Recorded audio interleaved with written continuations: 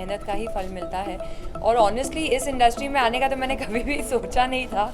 ये कैसे मैं यहाँ पे आ गई और अभी माशाल्लाह से 10 साल भी गुजर गए यहाँ पे, मुझे पता नहीं चला। But yes, it's been a learning experience and yeah I would just say कि रिजेक्शंस जो है वो ज़्यादा दिल पे नहीं लेना चाहिए। रिजेक्शन से अपने आप को बॉक डाउन नहीं करना चाहिए है।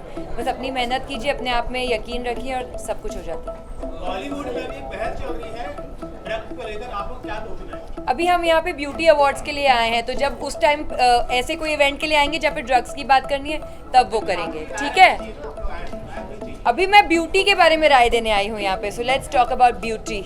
आई थिंक मैं सेम ही बोलूँगी जो मैंने उनको कहा कि हैव फेथ इन योरसेल्फ, और बिना मेहनत के तो कुछ ही नहीं होता। शॉर्टकट्स है ही नहीं लाइफ में, so have confidence, never give up, that's it. मेरी जो शादी हुई है, he is it's the family who makes cosmetics, श्रृंगार बिंदी, टिप्स एंड टोज।